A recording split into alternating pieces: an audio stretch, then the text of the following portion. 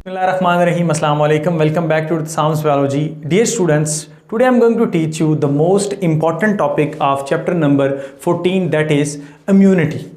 ये जो टॉपिक है ये पढ़ने में बहुत ही इंटरेस्टिंग है क्योंकि इसमें हम अपने जिस्म के अंदर मौजूद फौजियों के बारे में बात करेंगे। जैसा कि एक फ़ौजी का काम होता है बॉर्डर पर खड़े रहना और प्रोटेक्ट करना एक टेरिटरी को, एक मुल्क को, इसी तरह हमारी बॉडी के अंदर बेसिकली जो इम्यूनिटी है या जो इसके कंपोनेंट्स हैं या जो सेल हैं जो ओवरऑल क्या करते हैं, हमारी बॉडी को प्रोटेक्ट करते हैं। डियर स्टूडेंट्स, इसके बारे में हम पढ़ेंगे।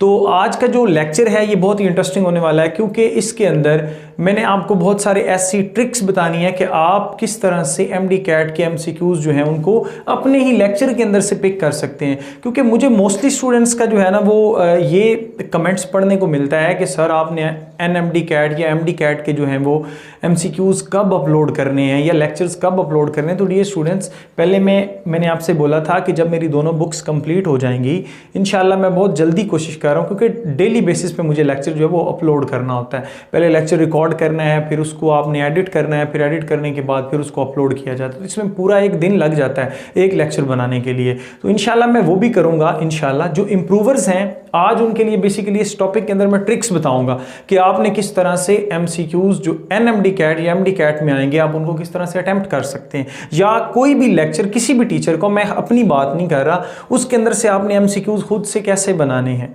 ठीक है ना। तो हम स्टार्ट करते हैं अपने टॉपिक को। हमारा टॉपिक है आज का इम्यूनिटी।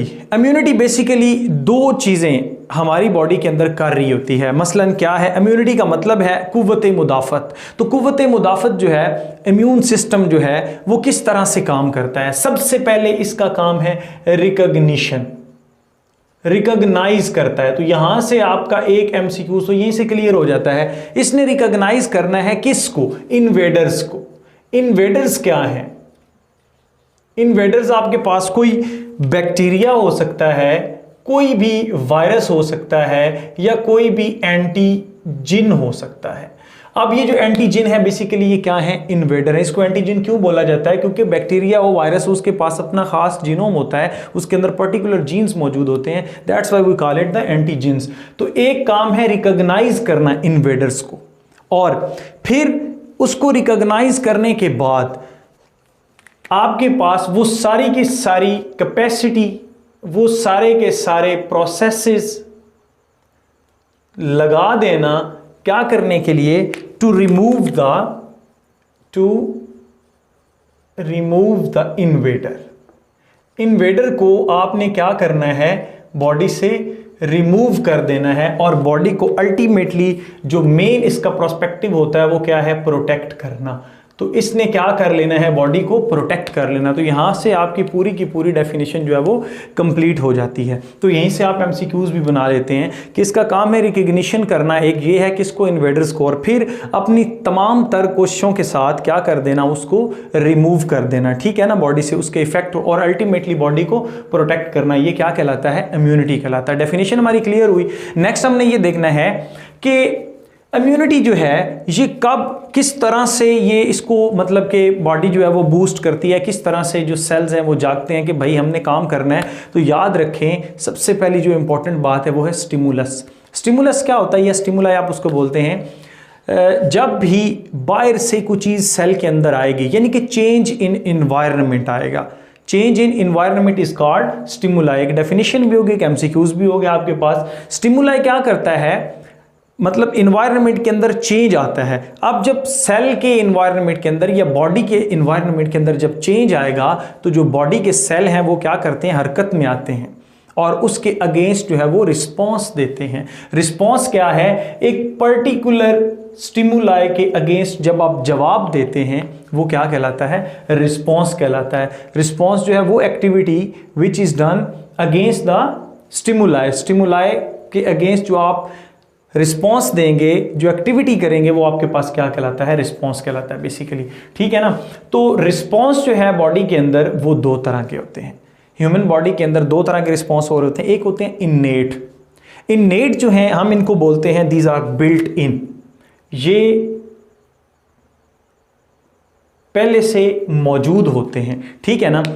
और दूसरे आपके पास क्या हैं, अडेप्टिव हैं। ये क्या किए जाते हैं, खुद से बनाए जाते हैं with the passage of time. सबसे पहले हम बात करते हैं इनेट की। तो इनेट जो हमारी बॉडी के अंदर बिल्ट इन है, तो इट्स मीन कि ये 24/7 काम कर रहे होते हैं, मतलब इसमें किसी किस्म का डिले जो है वो नहीं होता। मिसाल के तौर पर इसकी जो एग्जाम्पल है वो आपके पास क्या है, फिजिकल बैरियर्स है। और ये जो होते हैं आपके पास इनेट रिस्पॉन्सेज, ये आपके जीन्स के अंदर जो हैं वो पाए जाते हैं। सो इट्स मीन कि कोई ज़रूरत नहीं है, बॉडी खुद ब खुद उनके अगेंस्ट क्या करती है, अपना काम कर रही होती है, उसको डिफेंड कर रही है, डिफेंसिव मैकेनिज्म बॉडी का ऑन है, ठीक है ना। उसमें हमारे पास आ जाते हैं फिजिकल बैरियर और आ जाते हैं केमिकल बैरियर्स। वो कौन कौन से हैं? फिजिकल बैरियर में एक तो हमारी स्किन है। स्किन खुद बजाते खुद क्या करती है, बहुत सारे बैक्टीरिया अभी भी मेरी स्किन के ऊपर मौजूद हैं, लेकिन ये आगे नहीं जा रहे, एक बैरियर के तौर पर काम कर रही है, फिजिकल बैरियर है ये, समझ आ रही है ना। उसके बाद आपके पास है म्यूकस मेम्ब्रेन। हमारे जितनी भी ये आपके पास हैं हॉलो स्ट्रक्चर हैं बॉडी के अंदर, स्पेशली जो आपके पास रेस्पिरेटरी सिस्टम है या फिर आपके पास जो मेन डाइजेस्टिव सिस्टम है डियर स्टूडेंट्स, इसके अंदर म्यूकस मेम्ब्रेन पाई जाती है। जो आपके पास ये है रेस्पिरेटरी सिस्टम, इसमें म्यूकस पाया जाता है, लेकिन ये जो आपके पास डाइजेस्टिव सिस्टम है जिसमें आपके पास ईसोफेगस आ जाता है, stomach, small intestine and large intestine आ जाती है, इसके अंदर क्या पाया जाता है, म्यूकस मेम्ब्रेन पाई जाती है। अब ये म्यूकस मेम्ब्रेन का काम क्या होता है, हमारे मैदे के जो सबसे अंदर वाली मेम्ब्रेन है, बेसिकली वो म्यूकस मेम्ब्रेन है। अगर अपने मैदे के अंदर से, स्टोमिक के अंदर से HCl को निकाल के बॉडी पे डाला जाए तो डियर स्टूडेंट्स वहाँ पे क्या हो जाएगा, कोरोसिव होगी, जलन होगी, वहाँ पे इन्फेक्शन हो जाएगा। लेकिन हमारे मैदे के अंदर वो कुछ नहीं कर सकता, ठीक है ना, क्योंकि वहाँ पर क्या मौजूद है, म्यूकस मेम्ब्रेन मौजूद है। और हम ऐसी चीज़ें खाते हैं, बाज़ार के अंदर जाते हैं, अमूमन पाकिस्तानियों की आदत है कि बाज़ार के अंदर जाते रेट पूछते पूछते 3-4 जो है ना स्ट्रॉबेरीज हैं तो 3-4 स्ट्रॉबेरीज खा देनी। ये नहीं देखना कि मतलब इस पर स्प्रे हुआ है, ये इसकी सिचुएशन जो है वो कैसी है, गर्द पड़ रहा है, सॉरी फॉर दैट, लेकिन मेरे जहन में आ गया तो मैंने बोल दिया, गर्द पड़ रहा है, कुछ भी नहीं, बस आपने क्या करना है, जाना है, जाके उठा के खा जाना है, ठीक है ना। तो अब उसके ऊपर भी बैक्टीरिया हो सकते हैं, कुछ इन्वेडर्स हो सकते हैं, एंटीजन मौजूद हो सकते हैं। जब वो खाए जाते हैं तो हमारी जो म्यूकस मेम्ब्रेन है एक बहुत बड़ा बैरियर है जो कि बेसिकली किसके अंदर, डाइजेस्टिव सिस्टम के अंदर हो, तो ये भी क्या करता है, उसको प्रोटेक्ट करता है डियर स्टूडेंट्स। उसके बाद हमने ये देखना है फेगोसाइट्स। फेगोसाइट्स बेसिकली क्या हैं, ऐसे सेल्स हैं जो क्या करते हैं, फेगोसाइटोसिस करते हैं, आने वाले पार्टिकल को आते ही पकड़ लेते हैं और उसको इनगल्फ कर जाते हैं, फिर उसको तोड़ फोड़ देते हैं। ये बेसिकली आपके पास क्या है, फिजिकल बैरियर। और उसके बाद हमारे पास आता है केमिकल बैरियर। केमिकल बैरियर में HCl, हमारे स्टमक के अंदर खास किस्म के सेल मौजूद होते हैं, वो क्या प्रोड्यूस करते हैं, HCl, हाइड्रोक्लोरिक एसिड प्रोड्यूस करते हैं। अगर कोई वायरस, कोई बैक्टीरिया अंदर चला भी गया तो वो इस HCl बहुत ज़्यादा pH लो होने की वजह से, 2 से 4 pH होने की वजह से वो कॉप अप नहीं कर पाता और उसकी डेथ हो जाती है, मतलब वो इन्फेक्शन नहीं काज कर सकता। और उसके बाद आपके पास आते हैं लाइसोजाइम्स। ऐसे एंजाइम हैं जो लाइसिस करते हैं, तोड़ने में हेल्प करते हैं। तो ये आपके पास केमिकल बैरियर है। नेक्स्ट हम आते हैं अडेप्टिव। ये मैंने आपको बताया है, ये हमारे पास इनेट तो थे, बिल्ट इन, ये बिल्ट इन नहीं होते, ये खुद से बनाए जाते हैं, ठीक है ना। ऐसे रिस्पॉन्सेज हैं ये आपके पास बेसिकली जो बाद में होते हैं, ठीक है। कब होते हैं, जब कोई पर्टिकुलर स्टिमुलाई आएगा तो तब ही ये जनरेट होंगे, पहले से मौजूद नहीं होंगे डियर स्टूडेंट्स। ये आपके पास रिस्पॉन्स कौन से होते हैं, डिलेड रिस्पॉन्स होते हैं, मतलब इसको होने के लिए वक्त लगता है, क्योंकि इसमें सेल्स ने बनना है, ये तो ऑलरेडी मौजूद हैं, इन्होंने बनना है, ठीक है ना। तो डिलेड रिस्पॉन्स जो है दे रिक्वायर्ड टाइम। उसके बाद हमने ये देखना है कि फर्स्ट ये क्या करते हैं, रिकॉग्नाइज करते हैं। मिसाल के तौर पर बॉडी के अंदर कोई भी वायरस या बैक्टीरिया या इन्वेडर आ गया है तो उसको क्या किया जाता है, रिकॉग्नाइज किया जाता है। देखिए पहले रिकॉग्नाइज कर लिया, ठीक है ना। रिकॉग्नाइज करने के बाद उसके अगेंस्ट क्या करना है, हमने एक्शन लेना है, ठीक है। इस पूरे प्रोसेस के अंदर क्या होता है, थोड़ा सा टाइम लगता है। तो वो एक्शन जो ले रहे होते हैं हमारी बॉडी के अंदर वो होते हैं लिम्फोसाइट्स, ठीक। लिम्फोसाइट्स ऐसे सेल हैं जो बॉडी के अंदर मतलब फौजियों का किरदार करते हैं। बाहर से कोई इन्वेडर आया है, एंटीजन आया, वायरस आया, बैक्टीरिया, ये क्या करते हैं, उसको पकड़ लेते, कहते जान नहीं देना, ठीक है ना। उसको उसी वक्त ही क्या कर देते हैं, ख़त्म कर देते हैं। हाँ, जब कोई सीवियर किस्म का हो जाता है तो फिर क्या होता है, जब वो वायरस या वो बैक्टीरिया B और T लिम्फोसाइट या सिनोफिल या बेसोफिल जो हैं उनसे बढ़ जाता है, उनसे जीत जाता है, तो फिर इन्फेक्शन जो है हमारी बॉडी के अंदर काज हो जाता है। ठीक है, तो लिम्फोसाइट्स में हमारे पास कौन कौन से हैं? That is a T lymphocyte and B lymphocyte. ये दो तरह के लिम्फोसाइट्स हैं। और टी लिम्फोसाइट को हम टी लिम्फोसाइट क्यों बोलते हैं? क्योंकि ये थाइमस ग्लैंड से हमें फर्स्ट टाइम डिस्कवर हुए थे, तो इस वजह से हमने इसको क्या नाम दे दिया? टी लिम्फोसाइट्स का नाम दे दिया। बी को हम क्यों बोलते हैं? क्योंकि बर्ड्स के अंदर बुर्सा ऑफ फैब्रिकस जो है एक पर्टिकुलर स्ट्रक्चर है जो टेल के पास पाया जाता है, दुम के पास, वहाँ से इनको डिस्कवर किया गया था। That's why we call it the B lymphocyte. हम इनको बी लिम्फोसाइट बोलेंगे। तो अब हमने देखना यह है कि ये बी लिम्फोसाइट और टी लिम्फोसाइट करते क्या हैं। बेसिकली ये जो टी लिम्फोसाइट हैं इन्होंने क्या करना है? रिकॉग्नाइज करना है। और ये हेल्पर होते हैं। किसके हेल्पर होते हैं? बी के। ठीक है ना, बी को हेल्प करते हैं क्या करवाने में? रिकॉग्नाइज करवाने में। मिसाल के तौर पर एक वायरस आया है, ये जी वायरस आ गया बॉडी के अंदर, तो सबसे पहले रिकॉग्नाइज ये कौन करेंगे? टी लिम्फोसाइट करेंगे। और ये इसके साथ जाके इस तरह से क्या करते हैं?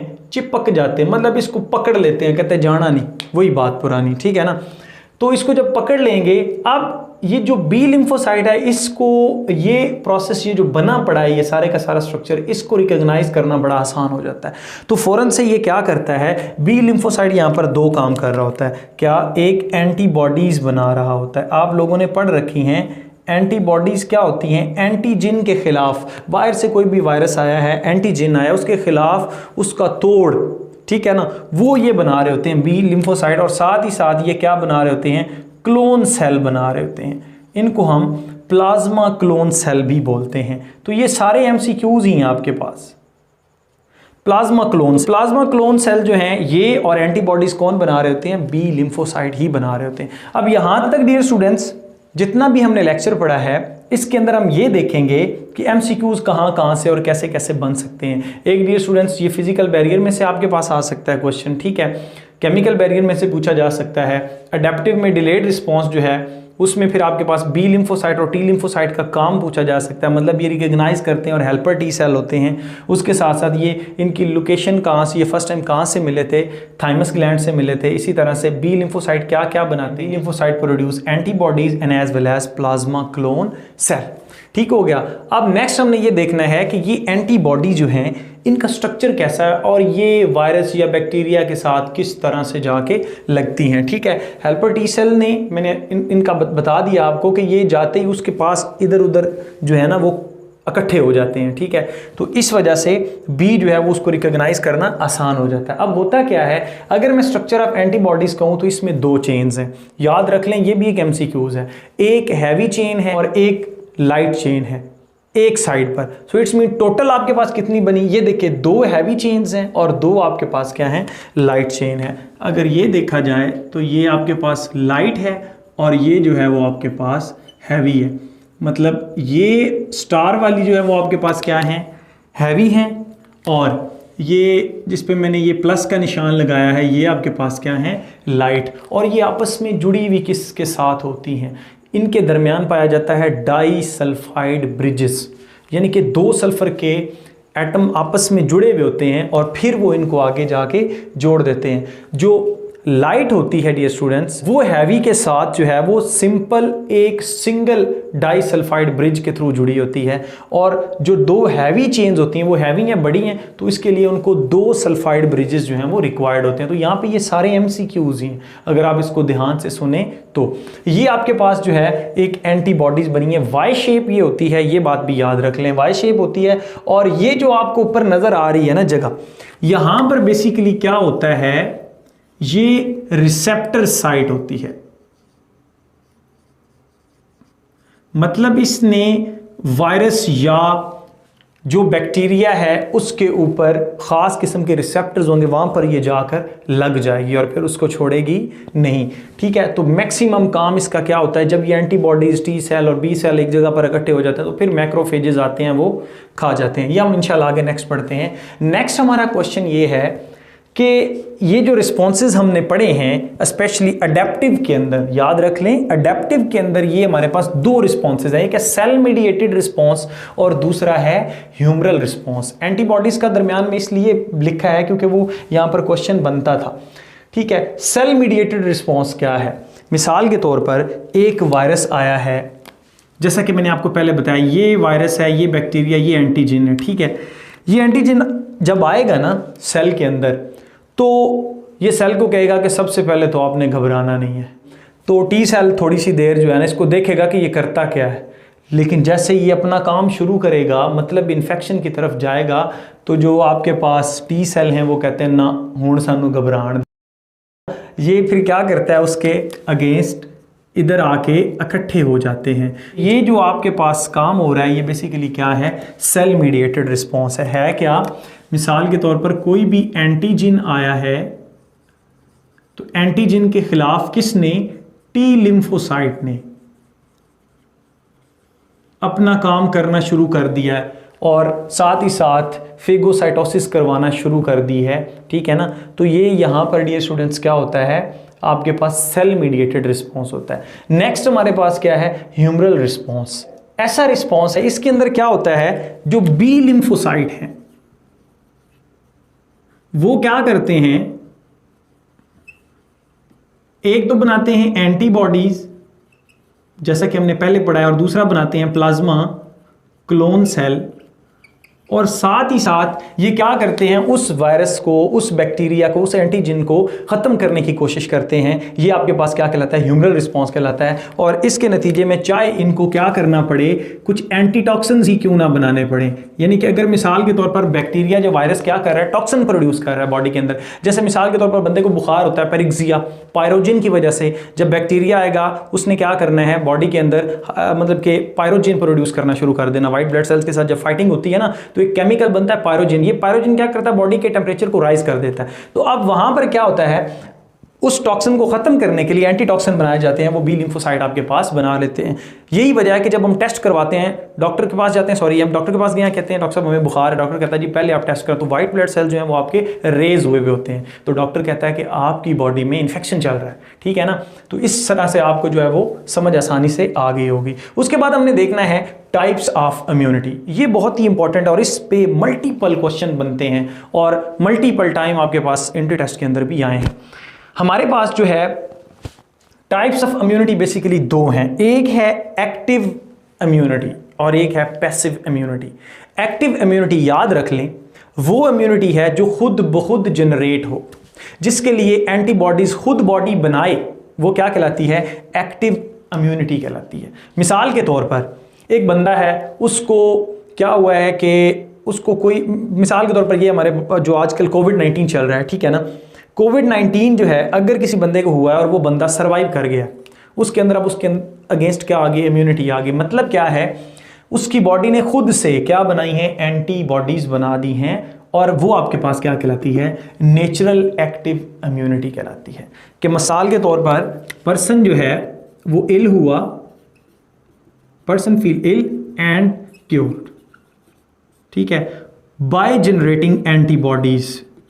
अब उसका जिस्म क्या होगा, उसके अगेंस्ट इम्यून होगा। जैसे खसरा है, होता है, बॉडीज खुद ब खुद उसके अगेंस्ट क्या बना लेती है, एंटीबॉडीज बना लेती है, जिससे क्या होता है, एक दफ़ा हुआ फिर बंदा उससे इम्यून हो गया। उसके बाद है आर्टिफिशियल। आर्टिफिशियल में क्या है, या आप कहते हैं वैक्सीनेशन। ये बड़ा ही इंपॉर्टेंट MCQs है।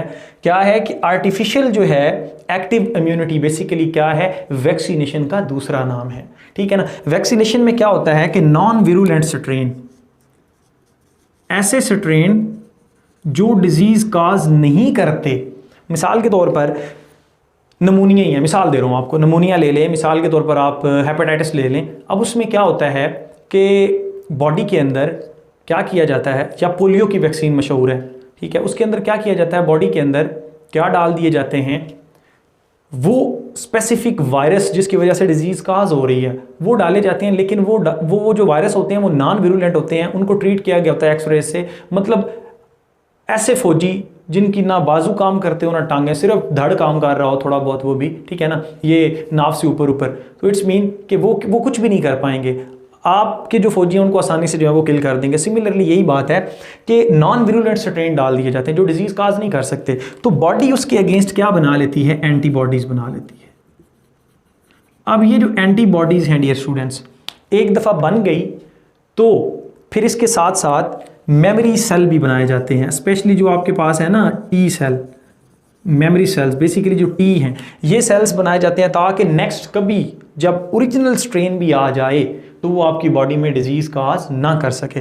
तो ये एमसीक्यूज इस तरह से आता है, the type of active artificial immunity is, फिर आपके पास जो है वो डियर स्टूडेंट्स आगे आ जाती हैं, मतलब एंटी सीरम आ जाता है, मिसाल के तौर पर आपके पास एंटीबॉडीज़ आ जाती है, वैक्सीनेशन आ जाती है, और भी ऑप्शन जो हैं वो आपके पास बन सकते हैं, ठीक है ना। तो इस तरह से आप इसको जो है वो अटैम्प्ट कर सकते हैं। मेन स्टेटमेंट का आपको पता होना चाहिए आंसर, तो फिर उसका बंदा आसानी से क्लिक कर लेता है। फिर जब एमसीक्यूज इंशाल्लाह डिस्कस करेंगे, जब आएंगे फिर वो भी साथ साथ इंशाल्लाह चलता रहेगा। नेक्स्ट हमने ये बात करनी है डियर स्टूडेंट्स किसकी, पैसिव इम्यूनिटी।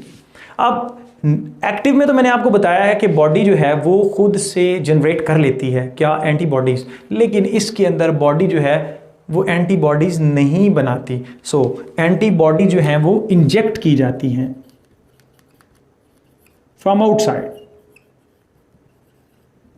आउटसाइड से इनसाइड जो है वो, या मिसाल के तौर पर आपके पास जो एंटीबॉडीज़ हैं अगर वो नहीं बन रही तो आपने क्या दे दिया, एंटी सीरम दे दिया, ऐसा सीरम दे दिया जिसके अंदर क्या मौजूद है, एंटीबॉडीज़ मौजूद है, तो वो उस तरह से जो इम्यूनिटी आएगी वो क्या कहलाती है, पैसिव इम्यूनिटी कहलाती है। पैसिव में भी फिर दो तरह की हैं, आपकी बुक में नहीं लिखा लेकिन मैं मेंशन कर देता हूँ। एक है नेचुरल पैसिव इम्यूनिटी, एक है artificial passive immunity. Artificial passive immunity is done by anti serum.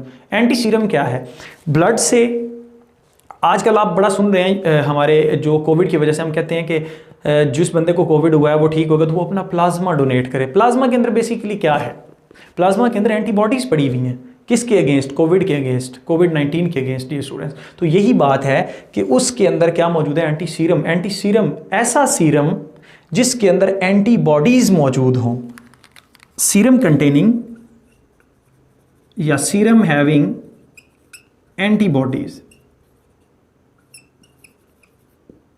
ठीक है। उसमें आपके पास कौन सी है, हेपेटाइटिस है, उसके अगेंस्ट एंटी सीरम यूज़ किया जाता है। एंटी वेनम जो है वो, एंटी टॉक्सिन्स जो हैं कोविड-19 और टेटनस, ठीक है। ये आपके पास वो सारे के सारे डिसऑर्डर्स हैं, डिजीज़ हैं जो आप एंटी सीरम के थ्रू क्योर कर सकते हैं। मिसाल के तौर पर एक बंदे को डिजीज़ हुई भी है तो आप उसको एंटी सीरम लगाएंगे तो उससे क्या होता है कि वो उस डिजीज़ से आहिस्ता आहिस्ता जो है वो ठीक होना शुरू हो जाता है। नेचुरल पैसिव इम्यूनिटी की जो बेस्ट एग्जाम्पल है वो ये है कि जब बेबी मदर के पेट में होता है, यानी कि फीटस है वो एम्ब्रियो से आगे चला गया, अपनी स्टेजेस जो है वो पार करता करता करता डेवलपमेंटल स्टेजेस, जब तक कि वो अडल्ट नहीं बन जाता, ठीक है, जब तक कि बर्थ नहीं हो जाती, तो माँ की जो एंटीबॉडीज़ होती हैं वो बच्चे को प्रोटेक्ट कर रही होती हैं। तो ये आपके पास क्या है, नेचुरल है। और दूसरा, जब बच्चा पैदा होता है, दुनिया पर आ गया है, तो अब क्या होना है, अब उसके जिस्म ने, उसको तो नहीं ना पता कि कोई वायरस, कोई बैक्टीरिया जो है वो सडनली क्या कर रहा है, उस पर अटैक कर रहा है, ठीक है ना, या उसमें जो है वो इतनी इम्यूनिटी अभी प्रॉपर डेवलप नहीं होती। तो मदर क्या करती है, जो फर्स्ट फीडिंग होती है डियर स्टूडेंट्स, उसको हम क्या बोलते हैं, दैट इज़ द कोलोस्ट्रम, ठीक है। फर्स्ट फीडिंग, बच्चे को जब पहला दूध पिलाया जाता है उसके अंदर बहुत सारी एंटीबॉडीज़ जो हैं वो बच्चे के मतलब कि डाइजेस्टिव सिस्टम में से होती हुई आगे गुजर जाती हैं। बच्चा वहाँ से वो क्या कर लेता है, उसको एब्जॉर्ब कर लेता है, और वो क्या करती हैं, नेचुरल पैसिव इम्यूनिटी के तौर पर काम कर रही होती हैं और बच्चे को प्रोटेक्ट करती हैं। ठीक है डियर स्टूडेंट्स, आई होप कि आपको जो ये लेक्चर है बहुत अच्छा लगा होगा। आप मेरे गले से भी देख सकते हैं कि मैंने बड़ी एफर्ट के साथ जो है वो ये लेक्चर आप लोगों के लिए बनाया है। तो काइंडली आप मेरे चैनल को सब्सक्राइब भी करें, अगर किया हुआ है तो अपने दोस्तों के साथ शेयर करें, और ताकि बहुत सारे बच्चों का फ़ायदा हो। बिलीव मी, मेरा और कोई ज़ेन नहीं है, मेरा बस ये मकसद है कि मैं मैक्सिमम बच्चों को थोड़े से वक्त में मैक्सिमम जो है वो पढ़ा सकूं, ठीक है ना। इससे क्या होता है कि मेरी एक दिली ख्वाहिश है कि मैं पाकिस्तान के लिए सर्व कर रहा हूं, बल्कि पूरी दुनिया के लिए सर्व कर रहा हूं। जो भी स्टूडेंट्स हैं वो मुझे फीडबैक ज़रूर दिया करें। फीडबैक किस तरह से दे सकते हैं, एक तो आप मेरी वीडियो को लाइक किया करें, और दूसरा डियर स्टूडेंट्स कमेंट में आपने सजेशंस देनी है कि सर आपने ये चीज़ें कर रहे हैं तो आप इसको इस तरह से इम्प्रूव करें। क्योंकि मेरा बेटा, मैंने या मेरे डियर स्टूडेंट्स या जितने भी आप मेरे कोलीग्स हो सकते हैं, टीचर्स हो सकते हैं, तो आपने ही मुझे बताना है। आप बताएंगे मेरे में इम्प्रूवमेंट आएगी, मेरे में इम्प्रूवमेंट आएगी तो मेरे लिसनर में ऑटोमेटिकली इम्प्रूवमेंट आएगी। So dear students, stay connected. Thank you and अल्लाह हाफिज़।